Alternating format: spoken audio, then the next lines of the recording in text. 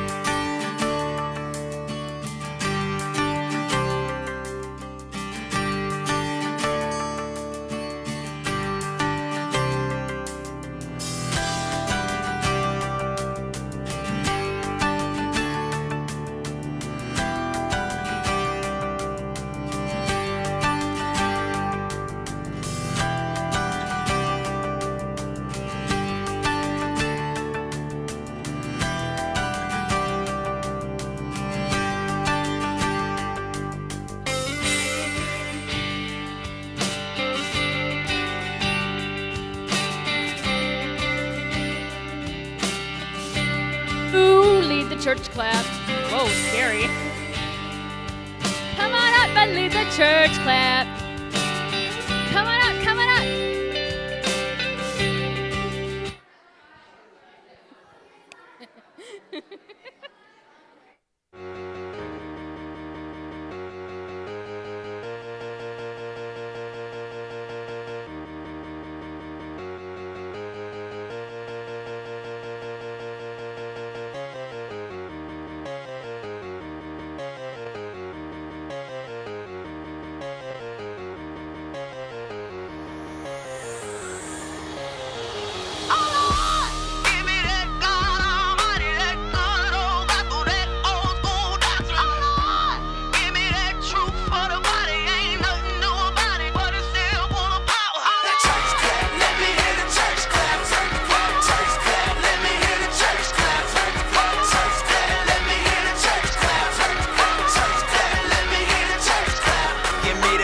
Church mother in they church hat clap. Man, that sugar every color purple coming back clap. When that whole week beat you up and stress you, but you hear that organ playing and remind you of your blessings. And on another note, she just hit another note. Chills down my spine, got me crying, make me overload. You don't know about it though. Old school church hymns, deacons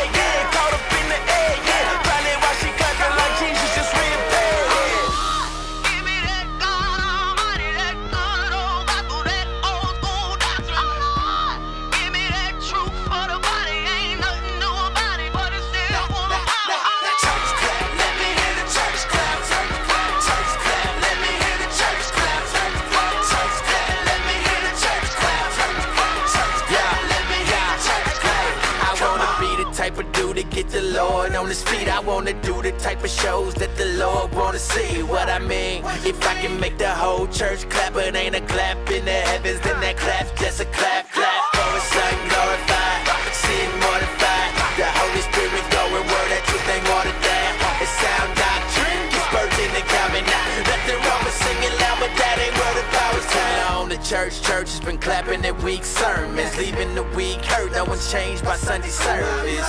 We need discernment, check what you be affirming, cause the church can be full of members but empty in conversions. Preach the gospel and stand back, look for changed lives, not for head claps. Love people well, oh they can't stand at the church, just the church with the words where we stand up. Give me that God Almighty, that good old gospel, that old school doctrine. Give me that truth for the body, ain't nothing new about it, but it's still full of power. Church clap, let me hear the church clap. Church clap, church clap, let me hear the church clap. Church clap, church clap, let me hear the church clap. Church clap, church clap, let me hear the church clap. Come on.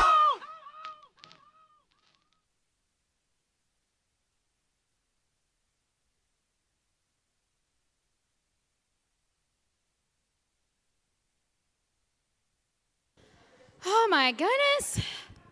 Thank you to our lovely, amazing church clap leaders. Welcome to you that are here in this space, and welcome to you if you are watching online tonight. We have a couple announcements, you guys. Hey, but first, who went last week? Raise your hand. I was totally there. It was so much fun. You guys rocked it. It was awesome. Thank you so much. You guys did phenomenal job. It was super fun. We went to Feed My Starving Children, and there's a couple other groups there, and it was just a really, really great night of singing and packing food and getting to know each other better. So thank you. We had an awesome time, you guys. Okay, so we have another couple of announcements coming up. Next week is our last week in this series called Prism, where we take a look at the life of Jesus. And then the week after that is actually Holy Week. Who knows what Holy Week is? What happened during Holy Week? Soren. He did, yes. And it's actually a whole week of events. On Monday, he comes to town. Thursday, what happens on Thursday? It's called Maundy Thursday. 6th graders, you should totally remember this, because you did it last year. It's Jesus' Last Supper on Thursday during Holy Week. So next week, we have programming here, which is April 6th. April 13th, we do not have anything. That's on a Wednesday, because the next day we celebrate the Last Supper. And the Last Supper is like so cool. Has anybody been to it here? So I really encourage you guys, talk with your small groups, talk with your parents, but come to one of the Last Suppers. There's one at 5:30 and one at 7.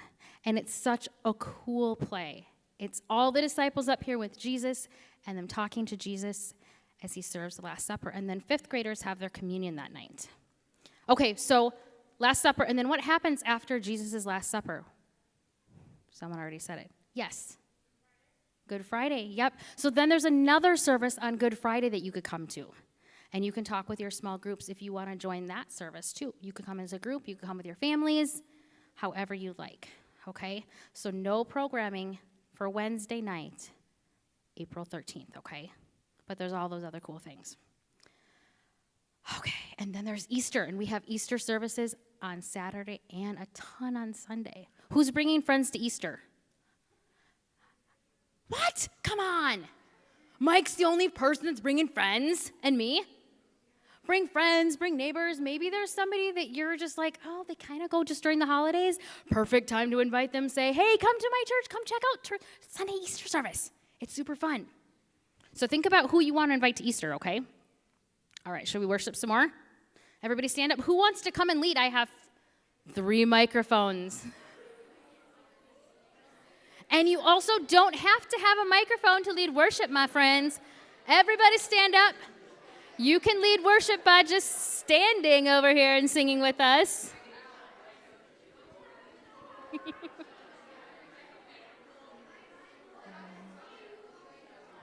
Oh, one last thing before we start, guys. We talked about Easter. We talked about the Last Supper. The week after we come back from Easter, you guys, we are starting a brand new series. And this is really, really, really important, okay? We're starting a brand new series, but the first Wednesday in that series is not going to be like any other Wednesday night, because that is a night for both you and your parents come to that night, okay? Not just you, but your parents also need to be here for that, okay? So it's going to be really fun and exciting. It's called Real Talk, and we're going to be talking about relationships. It's going to be so fun, okay? But it's just a little bit different format. And that first night of that series, you will come with your parent, okay? Okay. All right, we can worship now.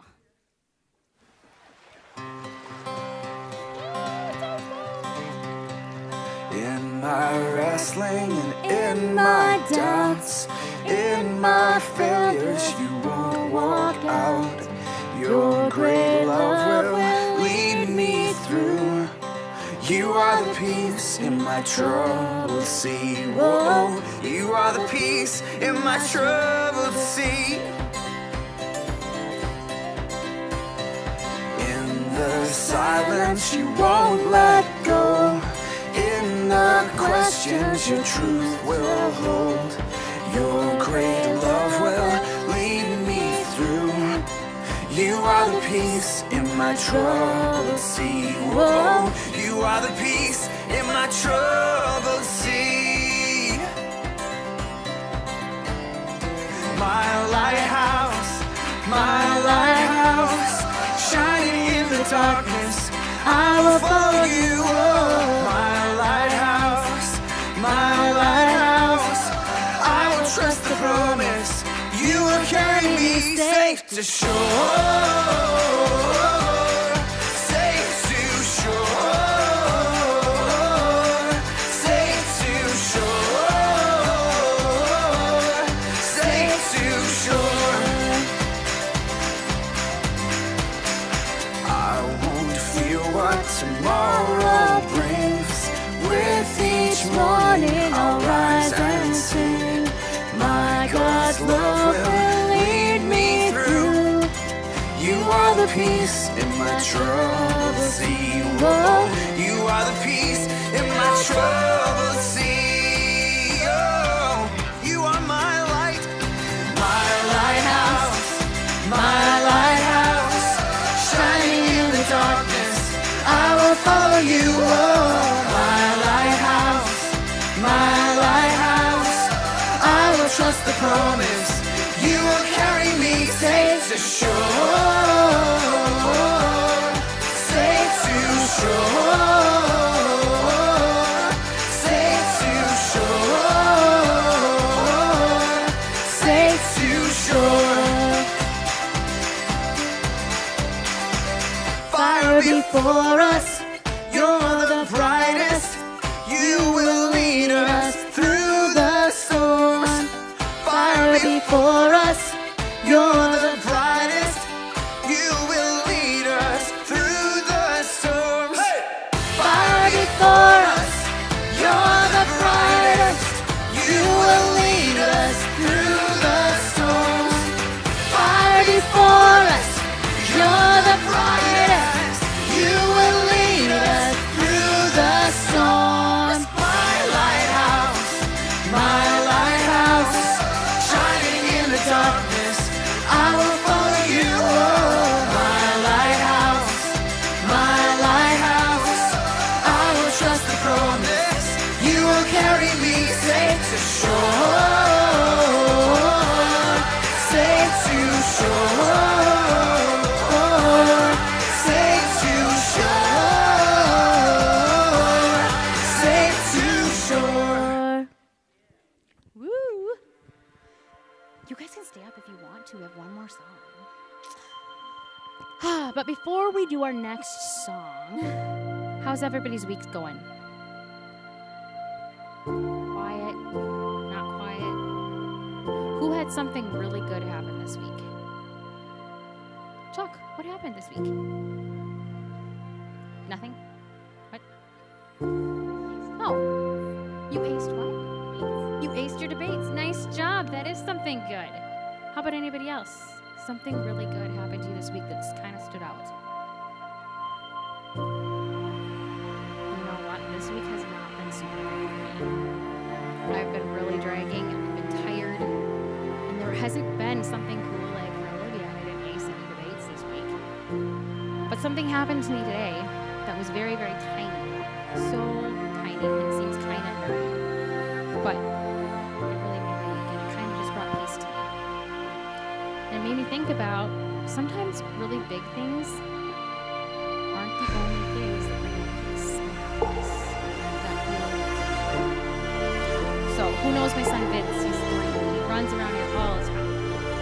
Anyways, he's been home with me the whole week. And today I gave him some pizza for lunch. And he goes, Mom, I'm my best friend.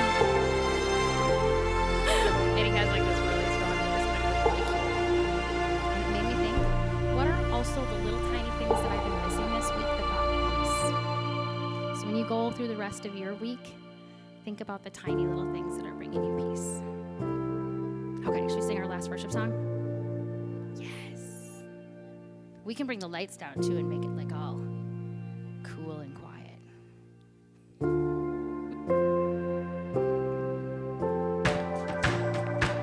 The light bulb, yay! This little light of mine, I'm gonna let it shine. This little light of mine, I'm gonna let it shine. This little light of mine, I'm gonna let it shine. Let it shine, let it shine, let it shine.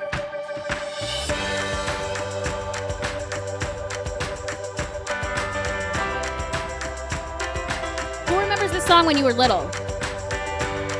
I do. Let your light shine the rest of the week and be that small thing that encourages people, you guys. This little light of mine, I'm gonna let it shine. This little light of mine, I'm gonna let it shine. This little light of mine, I'm gonna let it shine. Let it shine, let it shine, let it shine. Jesus is the light, I'm gonna let him shine. Jesus is the light, I'm gonna let him shine. Jesus is the light, I'm gonna let him shine. Let him shine, let him shine, let him shine.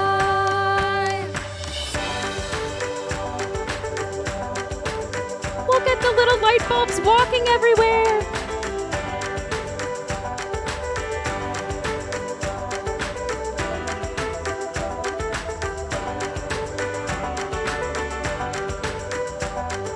I will stomp my feet and I will clap my hands and shout, Woo! shout. Woo! I will run around and I'll jump off the ground and shout, shout. I will stomp my feet and I'm gonna clap my hands and shout, shout. I will run around, I'll jump off the ground and shout, shout. This little light of mine, I'm gonna let it shine. This little light of mine, I'm gonna let it shine. This little light of mine, I'm gonna let it shine. Let it shine, let it shine, let it shine. And I will stomp my feet, and I will clap my hands and shout, shout. I will run around, and I'll jump off the ground and shout, shout. Jesus is the light, I'm gonna let him shine. Jesus is the light, I'm gonna let him shine. Jesus is the light, I'm gonna let him shine. Let it shine, let it shine, let it shine. Let it shine, let it shine, let it shine. Let it shine, let it shine, let it shine. Oh my goodness. Thank you, worship leader friends. Thank you, thank you, thank you. Okay, let's pause our thing for just a second here. We are going to dismiss the high school friends and alpha friends. And this evening, I'm not going to give the message to you, but we have the message given by Orange. So we're going to watch a video message today. Okay, guys? Thanks, high school friends, for leading worship.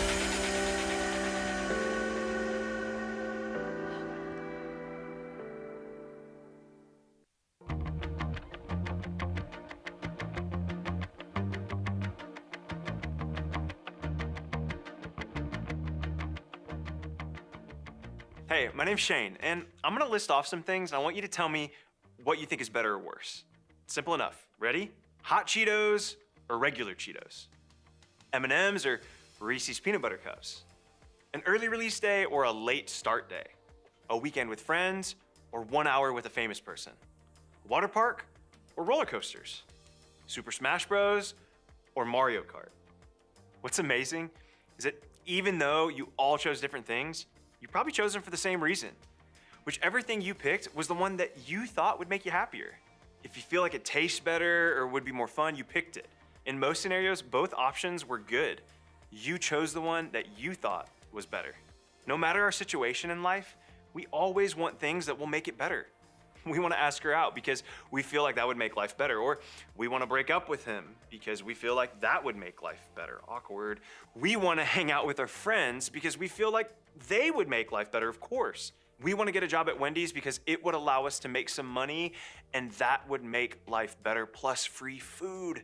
We're thinking about quitting a sport because we think it would make life better. I've been there. We're thinking about trying out for a sport because we think that if we made it, it would make life better. Does it make life better or worse? It's a great question, by the way. Since you and I have only one life, it makes sense that we want to get the most out of it. It makes sense that everything we do or want to do is based on whether we're making our lives better or worse. For many of us, we wonder this about church and faith in general. Is this going to make things better or worse? Is it going to be fun? Will I be happier? Is it worth it? Will it make my life better? We don't necessarily ask out loud because it seems kind of weird, but if you really think about it, that question has probably crossed your mind. After all, there are people who talk about faith in God and what it's like and how it makes their life better, and they use words like life-changing. Maybe you've heard someone tell their story of how they started following Jesus and their life, it changed in a really good way. Stories like that are great, but if you're anything like me, maybe you found yourself wondering, is that really possible?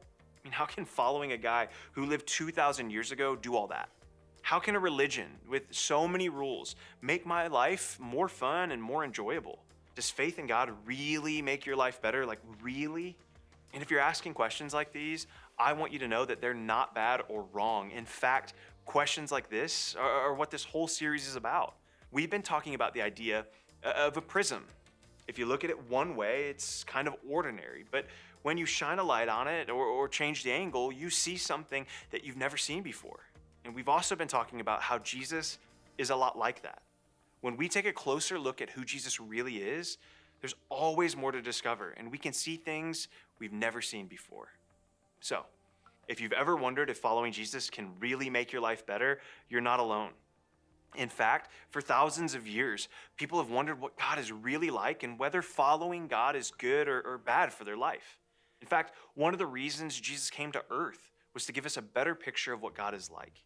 Then, when he showed up, what he taught and how he lived was different than anyone expected. And in his teachings, Jesus often used illustrations that were part of everyday life back then.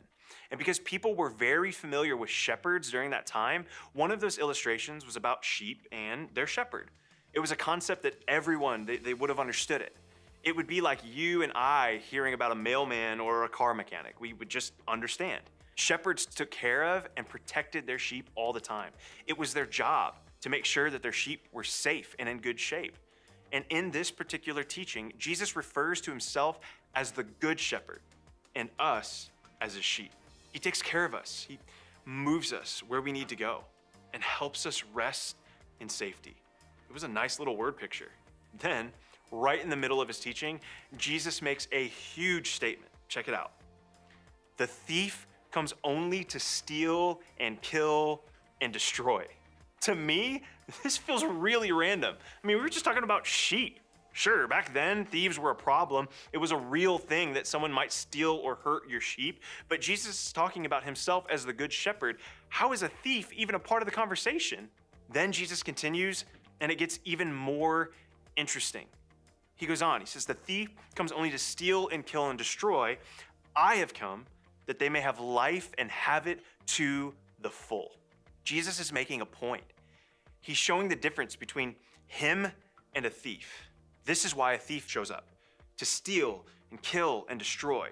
This is why I show up, to offer full life.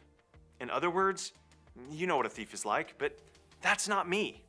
And honestly, it makes sense why Jesus would say that. The truth is, oftentimes we don't see Jesus as the good shepherd. Instead, we're tempted to see him more as a thief. We think that Jesus is all about stealing our fun, our experiences that make life fun. We think that following Jesus will kill our relationships and the time that we've taken to build them. We think that Jesus will destroy our personality and turn us into religious robots. We'll lose who we really are. We think that if we follow Jesus, our future will be stolen, killed, and destroyed. We'll have to give up on our dreams and give away everything that we really want and live a boring life. The point is this: when it comes to Jesus, we're all tempted to think he wants to take something away from us. Maybe that's why Jesus brought this up. He knew his followers would think something about him that wasn't true. So he takes a moment to make sure his audience has the right idea about who he is. Jesus is saying, I didn't show up to take away your life. That's what a thief does. And I'm no thief. I've shown up to make sure you have life. Not just any life, but in his words, he wants to give us life to the full. Jesus' goal isn't for us to have less of a life. He wants to give us more life and a better life. And that's so different than what many of us might think. Because somewhere along the way, maybe in church or maybe on social media, we got the idea that God wants to take away anything we want and anything that will make our lives good. And that's actually not true. So, does Jesus wanting us to have full life mean that we'll get everything we want? Or everyone will want to date us? Or we'll have 1 million friends? Or it'll rain down Doritos from the sky? Please, Lord, we'll never get bored? Or we'll never get our feelings hurt or feel pain? No, it doesn't mean that. But it does mean that we can trust that by following Jesus, he will lead us toward more of the things that we really want in life. Things like more fun. Maybe you've never thought of it this way, but did you know that God invented fun? God created the part of your brain that lights up when you're having a great time with your friends. Happiness and enjoyment were God's ideas. Jesus didn't just come to take away all of our opportunities to have a good time. Instead, he says, let me show you a way to live that brings more and bigger joy that doesn't fall apart because you had one bad day. A joy that's bigger than just the moment. The goal was never less fun, it was more. Or great relationships. The truth is, we all want solid, real friendships. Following Jesus can make you better at finding those kinds of friends and of being that kind of friend. God invented friendship and community. Ultimately, Jesus wants you to find more of the right kind of people and have better relationships with them. Or even personality. I mean, this is a big one. Somewhere we got the idea that Jesus wants to take away our personality or make us less interesting, but the opposite is actually true. Jesus wants to use the ways that we're different, including our unique gifts, our unique talents, and the unique way that he's wired us. The goal isn't to be like everyone else. It's to be more of who he created you to be. And even our hopes and dreams. I mean, what if Jesus doesn't want you to dream for less? What if he wants you to dream for more? What if Jesus has bigger dreams for you than even you do for yourself? What if he never tries to hold you back, but is trying to pull you toward a bigger, more full life, more fulfilling, more joyful life than you ever imagined? Jesus wants more for us than just giving us what we want right this minute. He's not a genie or a vending machine. He's deeper than that. He wants to lead us to more peace, joy, purpose, adventure, and community. More of the good stuff that makes life awesome and in ways we may not expect. I think that's what Jesus was getting at in the passage that we looked at today. He didn't come to steal or kill or destroy our lives. He came to help us have real life. Think of it this way. Because of Jesus, we can have life to the full. So how does this work? I mean, how do you find more, better, fuller life that Jesus talks about? I think it may be simpler than we think. For some of you, the first step is to say yes to Jesus for the first time. Maybe you've always thought that Jesus was angry or boring, or that following him means living a miserable life. Today, I'd like you to consider this question. What if that isn't true? What if there's another view of Jesus based on who he really is? What if there's a better view of Jesus that could change everything? What would it look like for you to say yes to someone who can change your life for the better? Because there may be more to him than you've ever thought possible. And for others of you, maybe you've already said yes to a relationship with Jesus, but you haven't experienced the abundant life that he describes. Maybe for you, it's time to say yes to the things that Jesus says yes to. As his followers, so much of what Jesus commands us benefits us and makes our lives better, just as it does for the people around us. There are a million ways to experience this, but let's just start with one. What if this week you just said yes to serving someone? So much research tells us that serving someone else can actually make our own lives better and happier. Serving isn't something that a serious, no-fun God would ask us to do. It's something that makes everyone's lives better, including yours. So what's one way that you could help someone else? Maybe it's to volunteer to work with little kids. They'll love you. Or maybe it's to volunteer to help a middle or elementary schooler with their homework. You'll be their hero. Maybe it's to volunteer to work with the elderly at a senior home. They'll be so happy that you're there. Or maybe it's volunteering for a missions trip. You may get to combine all these other things with a huge adventure. Identify something and try it this week. Listen, I understand that people don't always talk about Jesus like this. In fact, sometimes you hear people describing Jesus like it's all rules and no joy. That's why I wanted you to see Jesus at a different angle today, to discover who he is and why he came to earth. When you know who Jesus really is, it changes everything. You see him differently, like you see color and light when you look at a prism. Because of Jesus, we can have life to the full. And while I believe that's true, you don't have to take my word for it. This week, I want you to talk with your small group and your small group leader about what following Jesus really looks like and how he may be different than people typically imagine.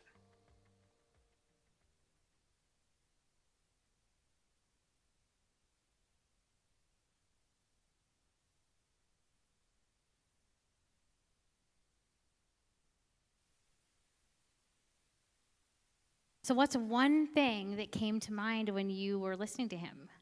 One tiny thing you could do. Yes. Oh, what? Oh. Thank you. We will fix that. What's one tiny thing you could do this week to serve someone else? Yeah. Help with homework, for sure. What's one more thing? Yeah.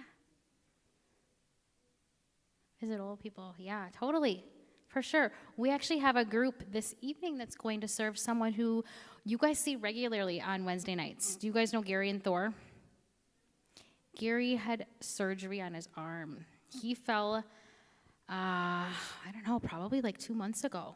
And he ripped all of the tendons and all of everything in his shoulder. And he's been waiting and waiting and waiting for surgery, and he finally had it. But there's not a lot he can do. He can't even peel an orange, he said. I talked to him the other day for like 2 hours on the phone, and he said, I really wanted an orange. And you just don't remember all the things that you just can't do. He's like, I couldn't do it because my arm is in this whole thing. And so a group of kiddos, our 9th grade group, some of our high school friends went there tonight to help him out. So there's lots of different ways you can serve. Okay, before we go to small groups, we're going to play a quick game because I think we need to get some wiggles out before we go to group. So I need some volunteers. I need 2 groups of 2. Okay, you lovely ladies up there. Okay. And you 2 boys right here. Okay, now let's come down here, my friends. Here's the game, okay? Are you ready? All right. Do you guys know how to do the wheelbarrow? Okay, here's the thing. One person has to be the wheelbarrow person. You both know how to do the wheelbarrow, right?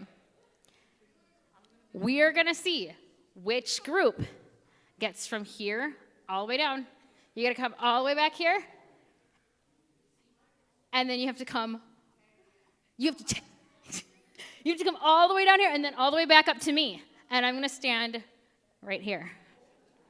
Okay? Just by the sound booth, all the way back here and back. Just by these chairs. Yep, and back. Okay, does everybody understand the rules? Are you backing out? You can back out. Where do we go? Around. So you guys go around this way, around the pole. Yep, and then come back here, okay? You guys go this way, all right? Do you know who's being the wheelbarrow person who's holding the other person's legs? Yeah. You guys know? Okay, I'm gonna say on your marks. Get set, go. Yeah, let's have some encouragement. Yes, good job, Jake. Woo! Yes, you can do it, Soren and Jake. I have faith in you. Yes, good job. The girls are totally beating you. Keep going.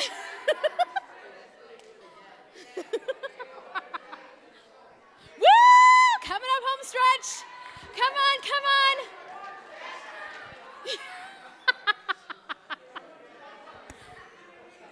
Boom. Okay. Okay, both teams back up. Come back up. Come back up. Come back up. All right, all right. Jake and Soren, you did phenomenal. But they won. Okay. Now, do you... I hate doing the wheelbarrow. All right, question for these teams up here. Do you guys want to participate in the next one around the chairs? Or would you like to clue in some other people? You guys want to switch? All right, you guys pick some new people. Jake, do you want to pick someone? Are you guys staying? Okay. All right, you guys pick 2 people, and you guys pick 2 people.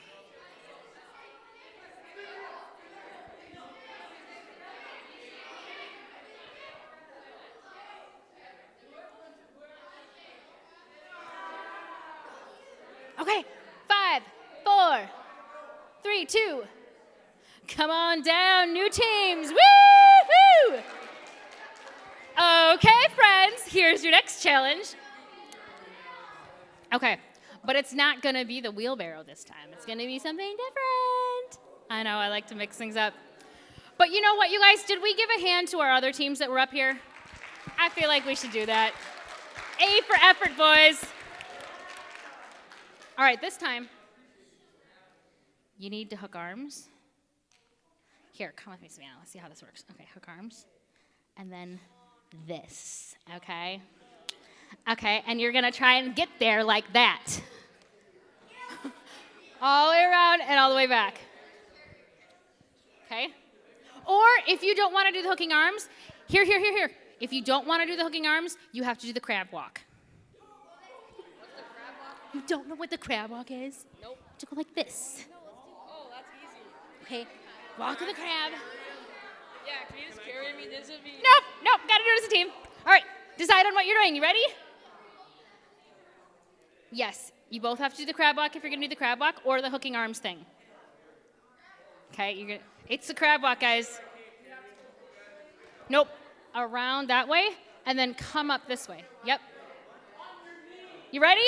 On your marks. Get set, go. Woo! Yeah, go. Oh my gosh. Oh, I don't know. Keep going, guys. Woo! Coming down home stretch. One person. Yes, keep going, girls. Yes. Oh, the girls might win. You made it. Oh, ladies, again. Nice job. Woo-hoo! Oh my goodness. I don't know. These ladies kind of got their whole system going on there. Nice job. Okay. Do we want to do one more round? Oh, wow. Okay. All right, last round. You 2 ladies? And you 2 boys. Come on down, Henry.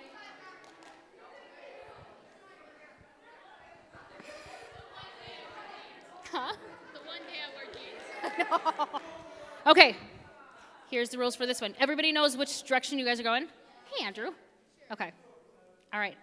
This time, you have to lead a blind person. One person has to be blind. You have to lead that person, but you cannot touch that person. Yeah, okay? Okay, so you have to say, okay, walk forward, walk forward, walk forward. Okay, you can only give verbal directions. You cannot touch your partner. Okay, I'm gonna give you a second. Decide who the person is that's giving the directions and who's closing their eyes. You can cover your eyes. You can cover your eyes. Okay? Now, person that's giving the verbal directions, stay with your friend, okay? Don't just like be way over there at giving them directions, okay? All right. You guys ready? On your marks. Get set, go.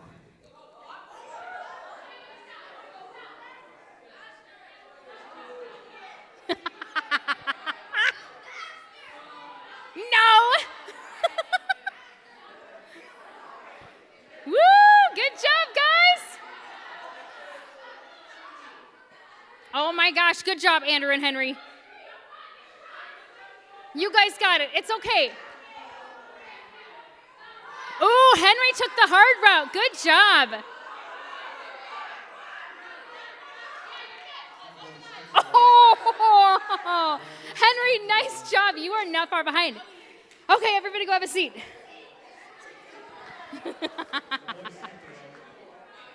What? Okay. Yeah, I feel like so too, John. Mm-hmm. Did anybody hear that guy talking? The voice of God? Oh, it was not John. Are you sure it was John? Okay, maybe it was John. Okay, let's take a second.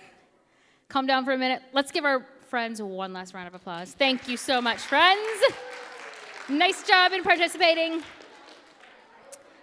Let's close in prayer before we head to small group, guys, okay?